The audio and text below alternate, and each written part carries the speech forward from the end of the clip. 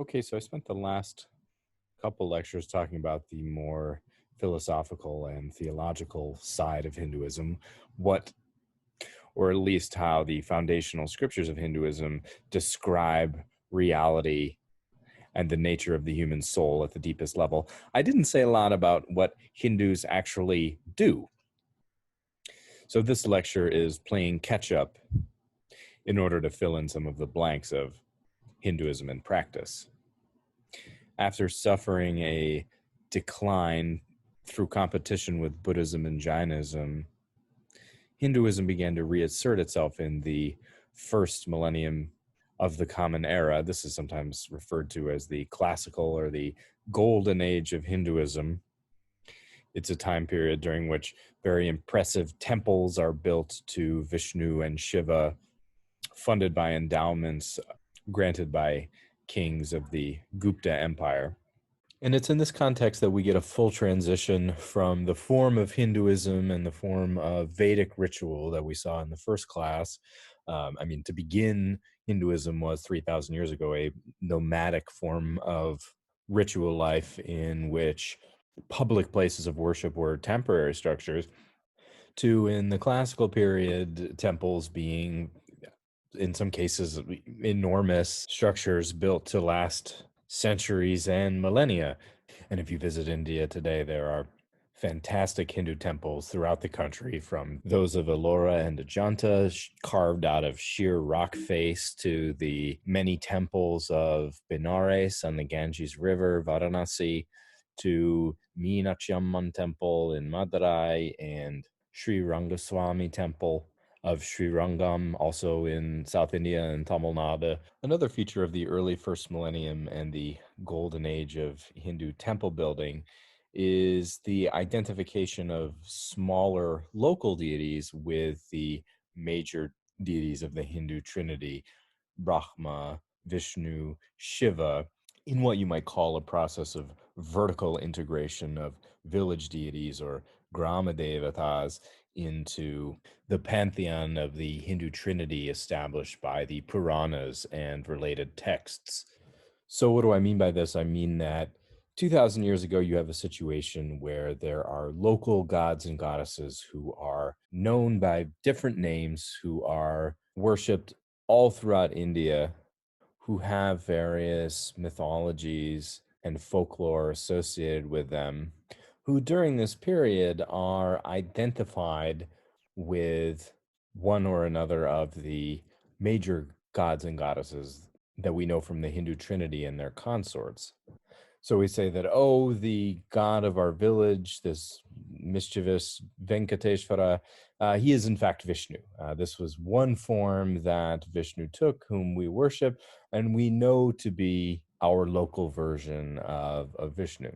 From the point of view of Hindu theology, this is no problem, because we know that gods and goddesses can take avatars or bodily incarnations, and that in the past they may have spent any amount of time on earth in various bodily forms.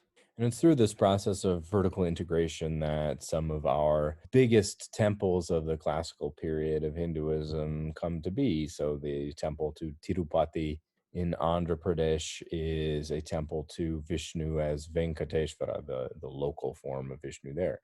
As Hinduism transitions to a temple-based religion, puja, offerings of flowers and food to gods and goddesses, comes to replace the fire sacrifice, the yajna of the Vedas, as the central act of worship.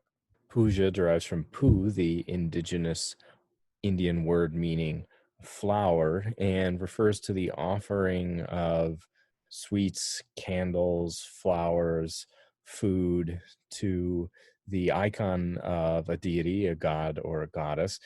This is something that people will do daily in their own homes or ritually in the context of visiting a temple. After large temple pujas, a portion of the food offered is returned to those in attendance, a kind of leftovers for them to take home. This is called prasad, and the food after it's been offered to the god or goddess is believed to be infused with some of their divine grace or even their divine essence. So the deity has blessed it and so transformed it. allowing devotees to return home with a portion of this ritual meal. The principle of offering a banquet of food to a god or a goddess relates to the general idea of treating a deity as if he or she were a living resident within the temple, actually, as if he or she were like a king and queen residing in their temple, which is like a palace. And so, just as periodically the subjects of a king or queen could seek an audience, have a physical audience within the palace, just so gods and goddesses in Hindu temples have scheduled times throughout the day during which they have a kind of audience with their devotees. This is what's known as darshan. Darshan literally just means seeing. It's sometimes translated as religious seeing, perhaps best translated as visual communion. Visual communion is a good translation for darshan. The way it's characterized is that the god or the goddess, through their image or through their murti, through their icon, gives darshan. So people have an opportunity to see them. The priest comes through and unlocks the door to the main sanctuary, often 3 times a day at a big temple. And through this, the god or the goddess is able to give darshan, and those in attendance will come and make an offering in the form of puja, or lighting a lamp, arati, or making a donation to the priest. And they are, in doing so, receiving darshan. They are the recipients of this auspicious site.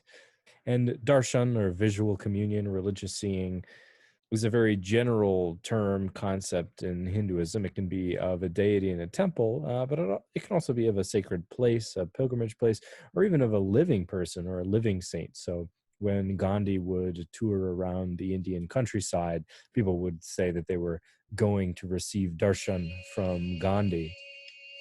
Today, in the 21st century, some religious charismatics like Ananda Guru Ma, who's kind of a Hindu slash Sikh religious teacher. I think she's from Amritsar, I think. Offers her devotees a chance to take darshan for half an hour a day on Facebook. So you can do digital darshan.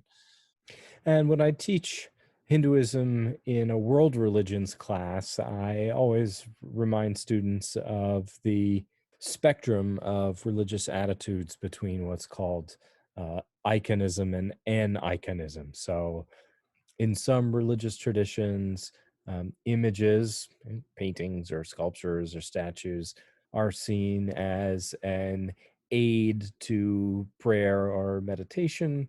And in some traditions, religious imagery or visual representations of the divine are rejected. So, of course, in Eastern Orthodox or Roman Catholic Christianity, if you go into a church, there's no shortage of images of saints, of Jesus, with the position of the Roman Catholic Church being that when you're praying in a church before such an image, you are not worshiping the image, you're not performing an act of idolatry, but rather you are worshiping the archetype or the idea that is expressed by the image, and that the image is only a devotional aid.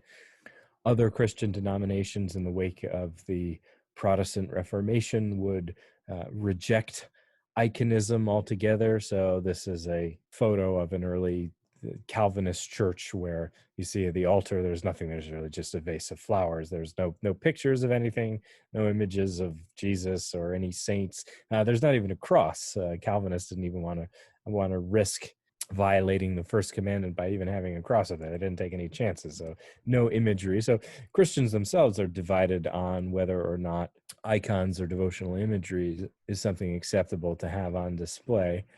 The Islamic tradition hasn't always historically been unanimous on this, but nowadays most Muslims come down on the side of aniconism, saying that a representation of God, a visual representation of God, would constrain him into a single form, and runs the risk of deceiving worshipers into thinking that God is limited, into thinking that God is only this single visual representation of him and nothing more. But of course, God is more than can ever be contained within one image. So The choice in the Islamic tradition is not to represent him at all.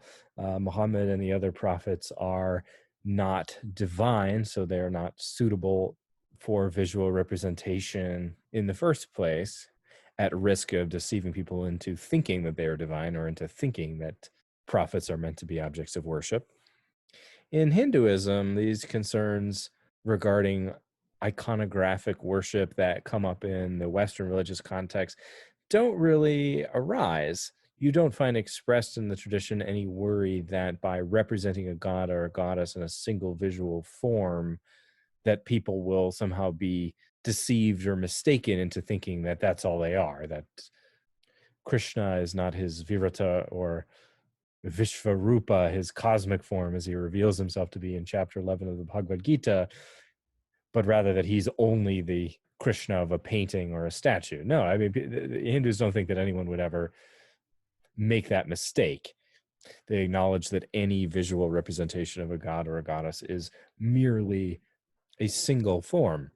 Indeed, sometimes in the tradition, you even get an insistence that images are necessary for devotional purposes. So this is from a Vaishnava text, the Parama Samhita, in which God is asking Vishnu how people should worship him, to which Vishnu replies that although he is in his true essence infinite, the forms through which he presents himself to humankind are embodied. His avatars are in the form of actual animals or mythological creatures or human beings.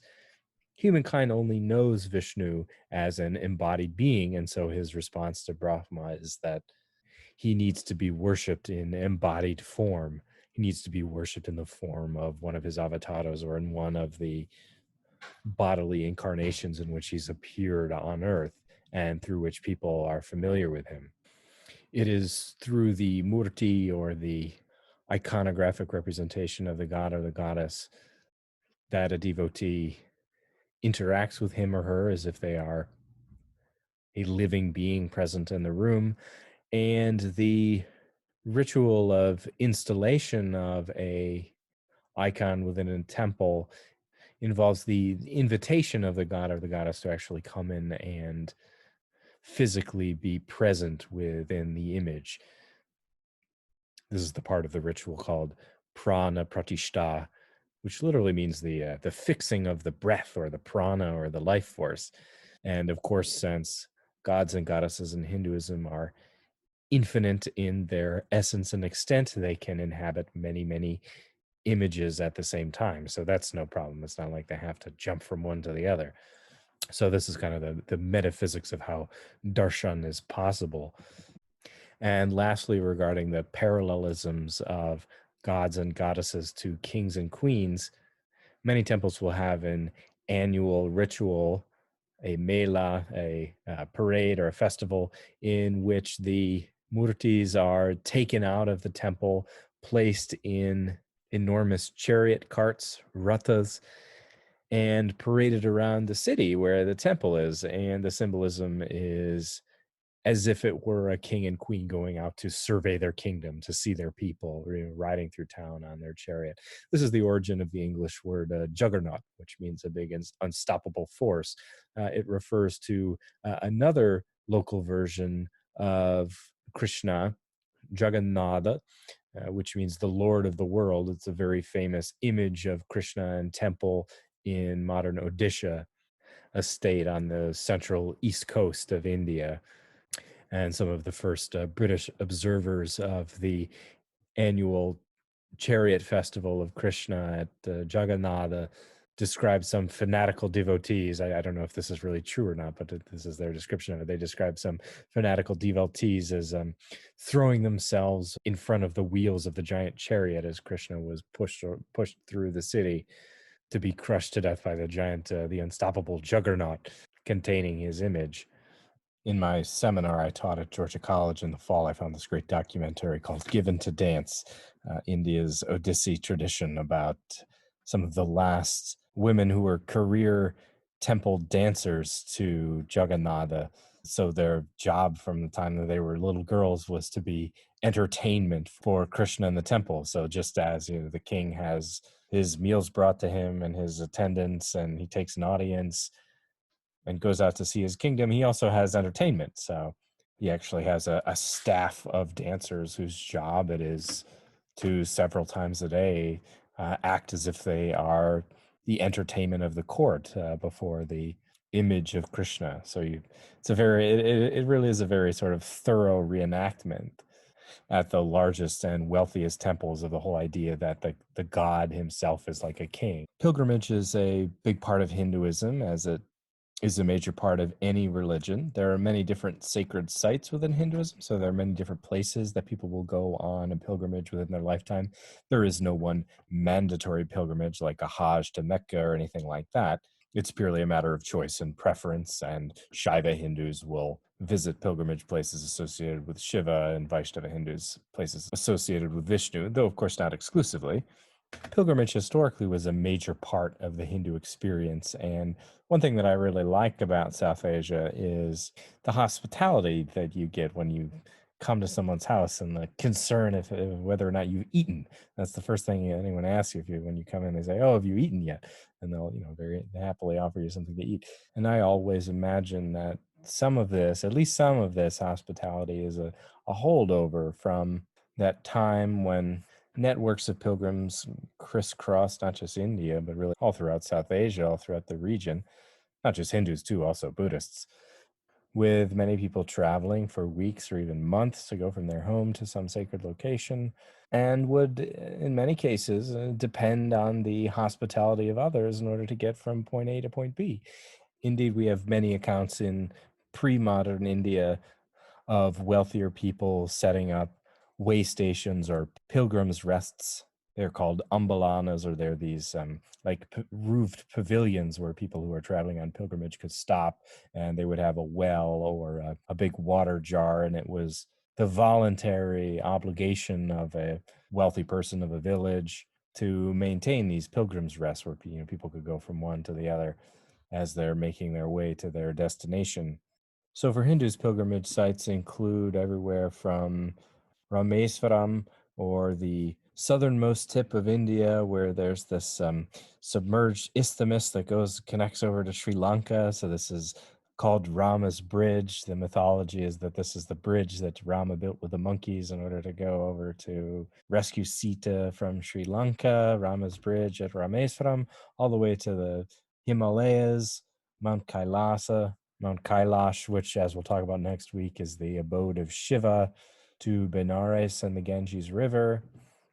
In a similar way that local deities were integrated into the Hindu pantheon, you often find local landmarks and natural features being identified with major pilgrimage sites and places of religious significance. This is what I call homologies of the global and the local. So, for example, there is in Hindu mythology the heavenly or the celestial Ganges, the Ganges in the sky, in the heavenly realm, which falls to earth somewhere in the Himalayas, and of which the earthly Ganges, the Ganges River, is an extension.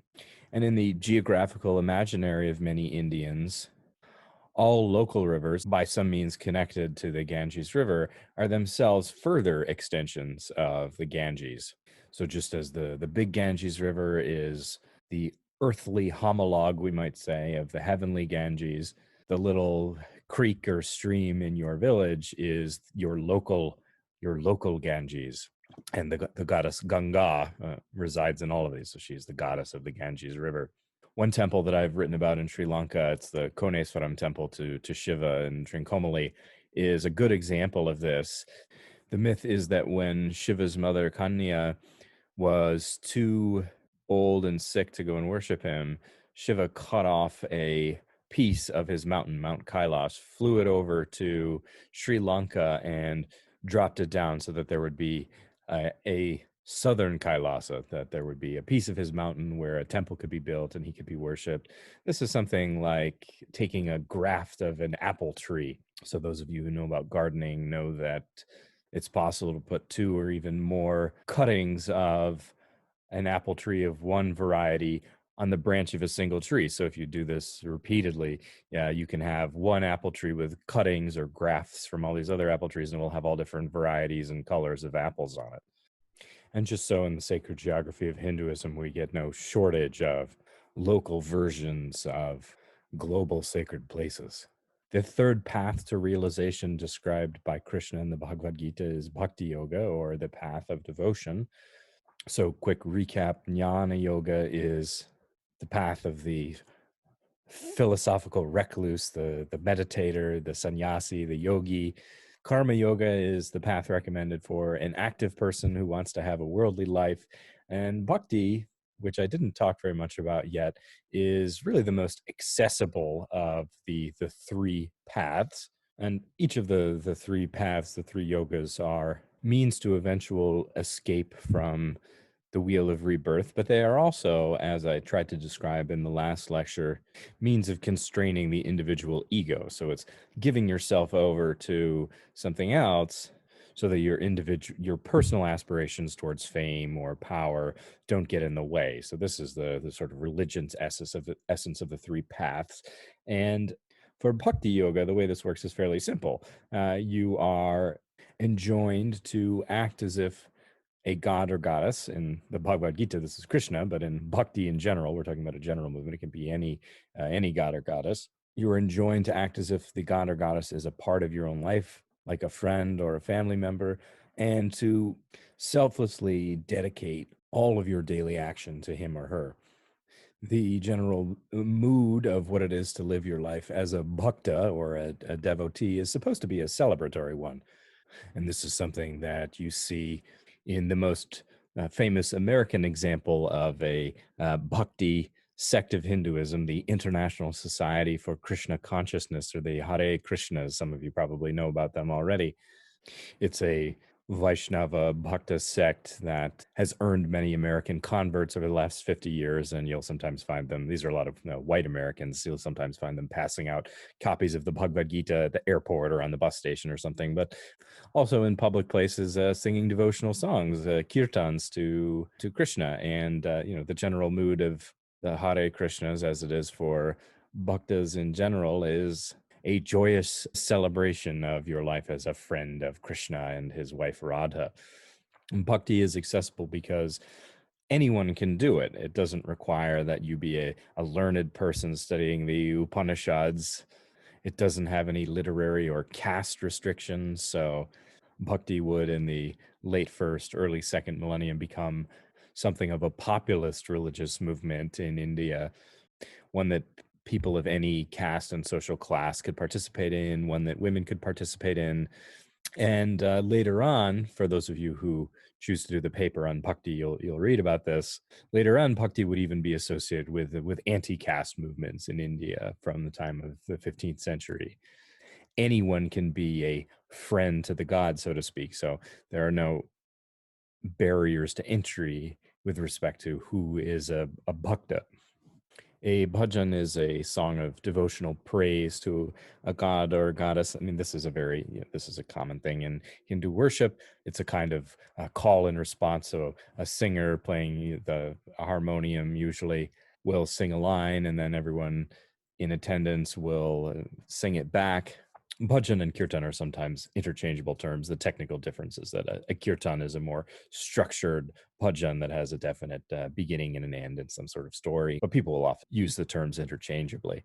Bhajans are a staple practice of Hindu life, but interestingly, temple caretakers will even perform bhajans as part of their daily service, their care to the god and goddess of their temple, their seva, their daily service, even if there's no one in attendance.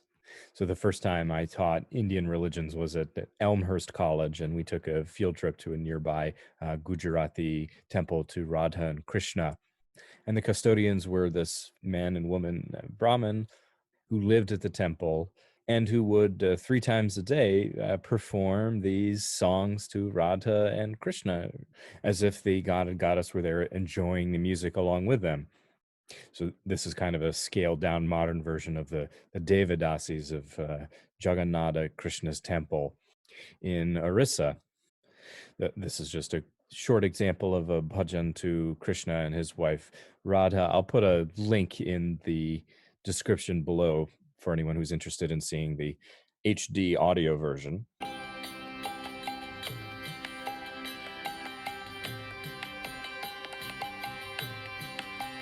Radhe Krishna Govinda Gopal Bhajaman Shri Radhe Krishna Govinda Gopal Bhajaman Shri Radhe Radhe Krishna Govinda Gopal Bhajaman Shri Radhe Radhe Krishna Govinda Gopal Bhajaman Shri Radhe Shri Radhe, Shri Radhe, Shri Radhe, Shri Radhe, oh Shri Radhe, Shri Radhe, Shri Radhe, Shri Radhe, oh Shri Radhe, Shri Radhe, Shri Radhe, Jaya Shri Radhe, Shri Radhe, Shri Radhe, Shri Radhe, Shri Radhe. Bhakti is a term with a number of meanings, some more general and some more specific. There is the path of bhakti outlined by Krishna in the Gita. There is the bhakti movement of 1,000 years ago, which was really a vernacular language literary movement. So religious and devotional literature being composed not in Sanskrit, but in local languages that everyone knew. All Hindus know the term, and pretty much all Hindus will be involved in some form of devotional activity, which they would call bhakti. This is very generally the idea of the living presence of a god or goddess somehow in your own life. Amid the literature of the bhakti movement, there is one rather extreme form of devotion to a god or goddess, which goes so far as imagining yourself. So the author imagining himself as being the actual lover or the consort of the god. And in order to explain this, I have to say just a little bit about Indian aesthetic theory or Indian theory of art. In the Sanskrit instructional manuals for poets, there are said to be 9 moods or rasas. Rasa means a flavor. So the soup that comes with any meal in South India is a rasam. Rasa literally means a flavor, and in the context of Indian philosophical aesthetics, it means the emotional flavor or the tone of sentiment that a poet makes the overriding mood of his poem. Anyone who learns Bharatanatyam or Indian dance will learn the stereotyped facial expressions associated with each of the 9 moods, the 9 rasas.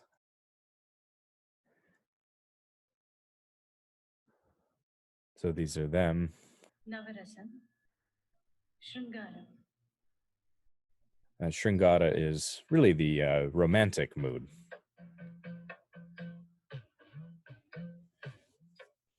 Hasya, So this is finding something funny, laughing at something. Karuna, This is having compassion, empathy for someone, anger.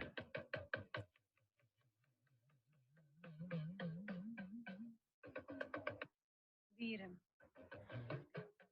This is like a haughtiness, pride, confidence, self-confidence, Bhayanak, fear,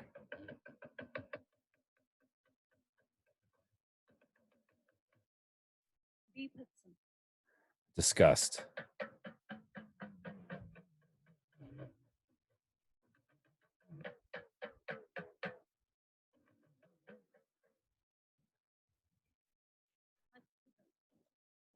Surprise.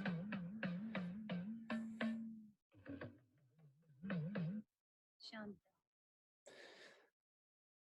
Shanta rasa was actually, they had to add it. There were only 8 rasas, and they had to add Shanta as the 9th one. So when the Buddhists started writing literature of their own, they had to add a 9th rasa, the rasa of tranquility or the peaceful mood. So the point of learning the stereotyped rasa facial expressions separately is that, of course, they're building blocks for performing a stage drama and you string them all together. This is an example of a performance of the Mahabharata in a form of stage drama known as Kudiyattam from Kerala.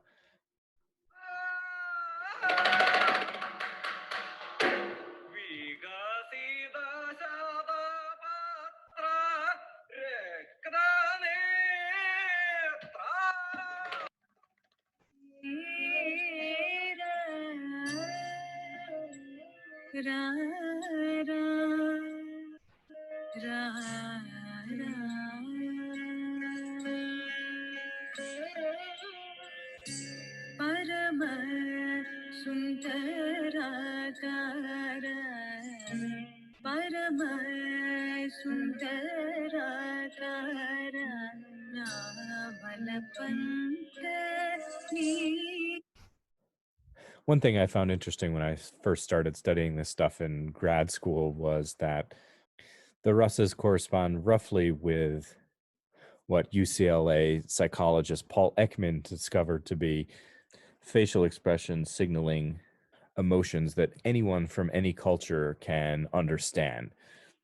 That is, anyone from anywhere in the world who grew up in any culture, who speaks any language, can recognize how a person is feeling when they see these facial expressions made by anyone from anywhere else in the world. I always find it interesting, anyways, that being able to express and recognize these basic emotions are something that are hardwired into us. It seems like there's something that we know how to do and something that we know how to recognize, maybe from the time we're born. Anyways, these basic emotions, or the basic rasas, are, it's been demonstrated, a fundamental feature of our biology, really. Part of what it means to be human and beyond anything culturally specific. So different rasas are important in different religious contexts, important as the predominant mood in religious art of different varieties. Shiva, the destroyer, may often be associated with Bhayanaka rasa, not just Shiva himself, but also his most passionate devotees, those like the demon king Ravana, who's willing to saw off one of his heads and arms in order to make a kind of a lute or guitar thing in order to play devotional music to Shiva on his dismembered extra head and extra arm. This is the Bhayanaka rasa, the terrifying mood, but still actually a form of bhakti here. It's Bhayanaka bhakti. Kali, the terrifying form of Shiva's wife, Parvati, she's the goddess of battle, the goddess of death, is depicted in Raudra Rasa, or the fierce, the cruel mood. We'll spend one class session talking about Buddhism and Jainism. Also, Buddhism and Jainism, as I said, always portrays Mahavira and the Buddha in a tranquil state, or in art whose governing sentiment is Shanta Rasa, the peaceful mood. Much of the devotional literature associated with Krishna, the later vernacular devotional literature, is governed by Sringara Rasa. This is, by the way, the recommended mood by the authors of Sanskrit poetic manuals as the best kind of mood for your poem if you want people to read it. So nonfiction publishers today say that there are 3 topics that they know will sell: sex, yoga, and dieting. Sex, yoga, and dieting. That was the title of a seminar I taught last fall. So Sanskrit poets knew the same thing 2,000 years ago. If you want to have your poem be read, if you want your poem to sell, better make it in the romantic or erotic mood. Make it about 2 lovers. Use Sringara Rasa as the predominant emotional sentiment of your poem or your work of literature.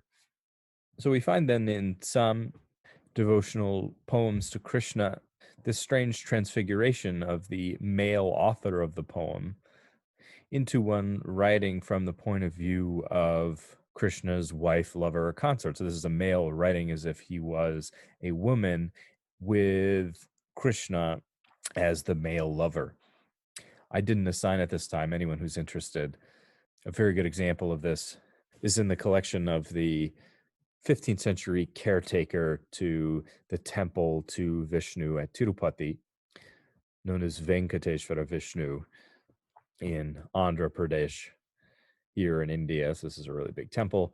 These 15th century poems in Telugu, written by Annamaya, the temple caretaker, written as if they were love notes or love poems to the god himself. And here Annamaya draws on some of the standard tropes of Sanskrit love poetry, describing the time that he is away from the god as being agonizing. This is a poetic device in Sanskrit known as Vipralamba Shringara, or the romantic mood as it grows stronger in separation. So when two lovers are apart, they miss each other more, and they write love poetry to each other. There's this whole genre in Sanskrit of a man composing a poem to his female lover who is in a distant city and sending it to her by way of a talking bird. So it might be a cuckoo bird or a parrot or something. So he writes this long poem about how much he misses her and loves her, and then he tells the bird where to fly and how to get it to the lady. It's actually something that I'm writing about right now in the Sri Lankan context. So very, very common theme in Sanskrit poetry, the kindling of romantic feeling when two lovers are apart. Separation makes the heart grow fonder. And other verses in which Annamaya acts as if he is the girlfriend of the god, withholding from him. When I'm done being angry, then I'll make love. Right now, you should be glad that I'm listening. So we have a very extreme example of the Bhakti universe in which the poet Annamaya actually imagines that by refusing to go to bed with the god, he has some sort of leverage over Vishnu himself. This is an example of a love quarrel, but remember, a love quarrel between the male author imagining himself as the female consort to the god and the god himself, and one in which Annamaya thinks that he might be able to exact something or get Vishnu to give him something in return.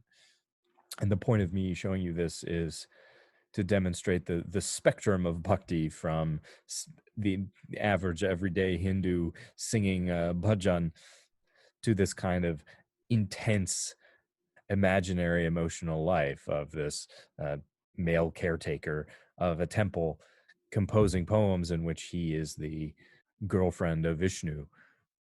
I don't think we have anything quite exactly like this in the Western Christian context.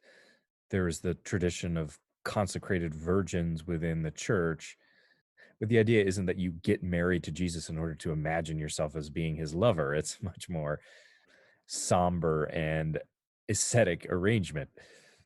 There is the very last passage of the Old Testament, the Hebrew Bible, the Song of Songs, which is probably a poem that was sung at Jewish weddings, which found its way into the Bible. It's been interpreted allegorically as the symbolic marriage between God and his church, and then by later medieval Christian commentators as an allegory for the marriage of the soul with God. And while there are, of course, emotionally charged aspects to Christian devotionalism, we don't get anything that maps on in quite the same terms to the ecstatic, romantic, and even sexualized dimensions of bhakti that we see in some classical Hindu literature.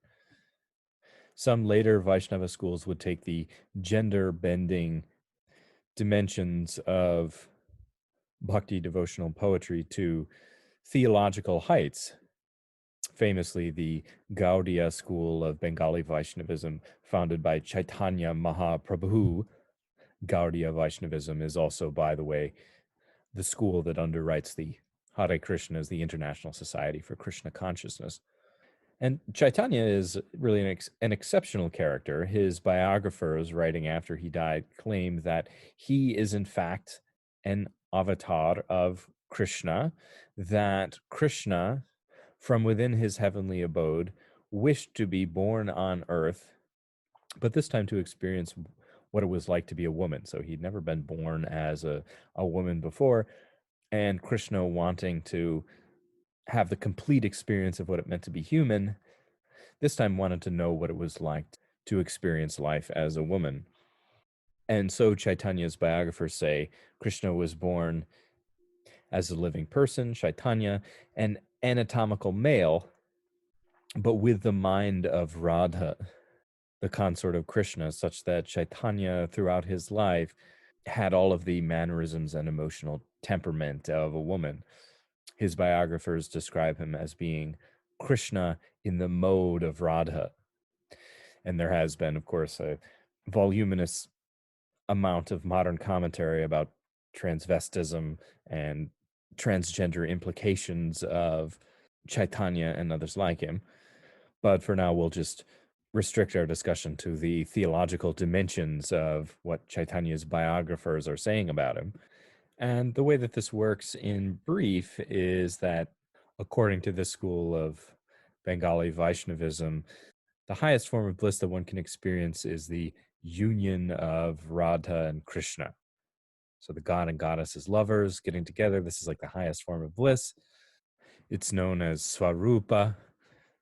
And the way that one can experience this for oneself as a limited embodied human being is through a sort of trajectory of loving Krishna at greater levels of abstraction. So it begins at the very basic emotion of Shringara, of romance, romantic attachment, something that all of us can understand, but progresses through increasingly rarefied forms towards a form of platonic spiritual love for Krishna. So just as in the Christian tradition, there is a distinction between eros, where the word erotic comes from, and agape, or brotherly love. In the Gaudiya Vaishnava tradition, kama, or erotic love, the same word as Kama Sutra, is transformed into prema, a state of pure love devoid of any sort of sexual connotations or desire. And for the male devotee in this bhakti school, kama is transformed into prema as the practitioner makes the transition in their own imagination from a man to a woman through the imposition, the aropa of the character of Radha, Krishna's consort, onto one's own personality. That is, imagining oneself as Krishna's lover. And this becomes, according to the school, a kind of disillusion of one's attachment to one's identity as a man. So in this kind of extreme bhakti, the idea isn't that you actually become Krishna, or that you become God, and this is the resolution to the unity of the Atman and the Brahman, but rather that you, the individual soul, the jiva or the Atman, experiences a union with Krishna, the oversoul, the Paramatman, which is likened allegorically to the union between a male and female lover. So Gaudiyas see a necessary difference between human and divine, but it is in that difference that union becomes possible, just as physical union between a man and woman requires sexual differentiation. That's my best attempt to explain this kind of bhakti theology in the abstract. A few weeks from now, when we talk about bhakti as it relates to the transgender movement in India today, we'll get some more concrete examples of things that people actually do in imagining themselves as Krishna transformed into Mohini, or his female form. So I'll have to save this real world example for a later class and leave it at this. But I hope that gives you a start in answering the essay question for those of you who chose to write about bhakti for this Friday.